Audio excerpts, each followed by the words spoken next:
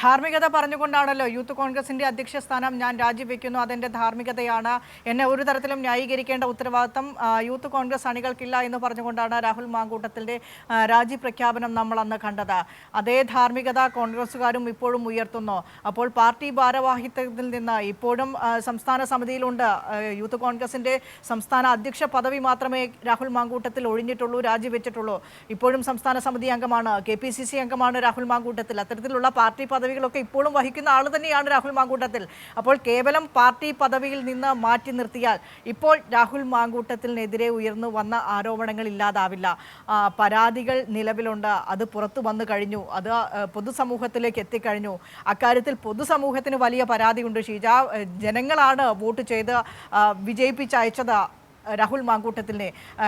ഇതാ ഇപ്പോൾ സോഷ്യൽ മീഡിയയിലൊക്കെ വൈറലായിക്കൊണ്ടിരിക്കുന്ന രാഹുൽ മാങ്കൂട്ടത്തിൻ്റെ തന്നെ ഒരു ക്ലിപ്പുണ്ട്. ബിഹേവിയർ പ്രശ്നങ്ങളുള്ള ഒരാൾ, അത് ഗോവിന്ദചാമിയെക്കുറിച്ച് പറയുന്നുണ്ട്.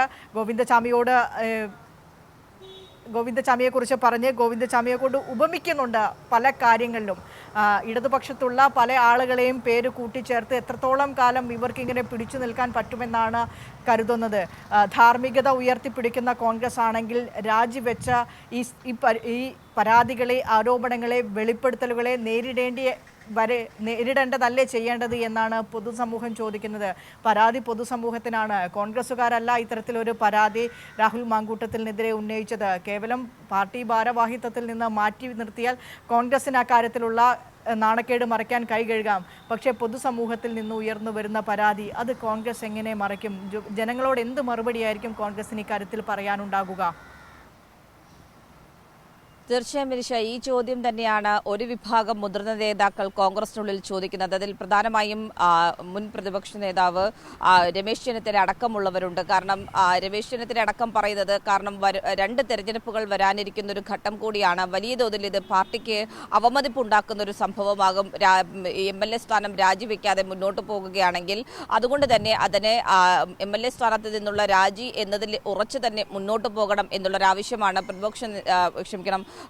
രമേശ് ചെന്നിത്തലയും അതോടൊപ്പം തന്നെ ഒരു വിഭാഗം കോൺഗ്രസിനുള്ളിൽ നിന്നുള്ള തന്നെ വനിതാ നേതാക്കളും അഭിപ്രായപ്പെടുന്നത്. കാരണം അതല്ലാതെ മറ്റൊരു മാർഗമില്ല എന്നുള്ളതാണ് അവർ മുന്നോട്ട് വെക്കുന്നത്. അല്ലെങ്കിൽ ഏത് രീതിയിൽ ജനങ്ങളോട് നമ്മൾ ഈ വിഷയത്തിൽ മറുപടി പറയും എന്നുള്ളതാണ് അവർ പാർട്ടിക്കുള്ളിൽ തന്നെ ചോദിക്കുന്നത്. വലിയ തോതിൽ ജനങ്ങൾക്കിടയിൽ രാഹുൽ വിഷയം കോൺഗ്രസിനെതിരെ അവമതിപ്പുണ്ടാക്കിയിട്ടുണ്ട്. കാരണം ഇതിനകം തന്നെ രാഹുലിനെ വലിയ തോതിൽ പാർട്ടി സംരക്ഷിക്കുന്ന നിലപാടാണ് എടുക്കുന്നത് എന്നുള്ളൊരു വിമർശനം ഉയർന്നു വന്നിട്ടുണ്ട് പല കോണിൽ നിന്നായി. അതുകൊണ്ട് തന്നെ പൊതുസമൂഹത്തിനോട് ഏത് രീതിയിൽ ഈ വിഷയത്തിൽ മറുപടി പറയും എന്നുള്ളത് വലിയ തോതിൽ അലട്ടുന്ന ഒരു വിഷയം തന്നെയാണ്. പക്ഷേ അതിനപ്പുറത്തേക്ക് പ്രതിപക്ഷ നേതാവ് അടക്കമുള്ള നേതാക്കൾ ഈ വിഷയത്തിൽ രാഷ്ട്രീയപരമായി തന്നെ മുന്നോട്ട് നീങ്ങുക എന്നുള്ളൊരു നിലപാടാണ് എടുത്തിട്ടുള്ളത് എന്നാണ് മനസ്സിലാക്കാൻ സാധിക്കുന്നത്. ആ ഒരു സാഹചര്യത്തിലാണ് ഉപതെരഞ്ഞെടുപ്പ് വരും എന്നുള്ളത് ഒരു ഭയത്താൽ അത് തിരിച്ചടിയാകും എന്നുള്ളൊരു ആശങ്ക കോൺഗ്രസിനെ വലിയ തോതിൽ തന്നെ അലട്ടുന്നുണ്ട്. അതിനൊപ്പം തന്നെ രാഹുലിനെ സംരക്ഷിക്കാൻ വേണ്ടി നിലനിൽക്കുന്ന ഒരു വിഭാഗം നേതാക്കൾ ഇത് രണ്ടിനെയും അവഗണിച്ചുകൊണ്ട് ഏത് രീതിയിൽ മുന്നോട്ട് പോകാൻ കോൺഗ്രസിന് സാധിക്കും എന്നുള്ളത് തന്നെയാണ് ഇവിടെ ഏറെ ചർച്ച ചെയ്യേണ്ട, നോക്കിക്കാണേണ്ട ഒരു വിഷയം എന്ന് പറയുന്നത്. പക്ഷേ ആ രീതിയിൽ മുന്നോട്ട് പോകാൻ കോൺഗ്രസിന് സാധിക്കുമോ, കൃത്യമായ ഒരു നിലപാടെടുക്കാൻ സാധിക്കുമോ എന്നത് തന്നെയാണ് ഇന്ന് ഉറ്റുനോക്കുന്നത്. അതുമായി ബന്ധപ്പെട്ടുള്ള തീരുമാനം, നിർണായകമായ തീരുമാനം ഇന്ന് ഉണ്ടാകും എന്ന് തന്നെയാണ് പ്രതീക്ഷിക്കുന്നത്. വിനിഷ.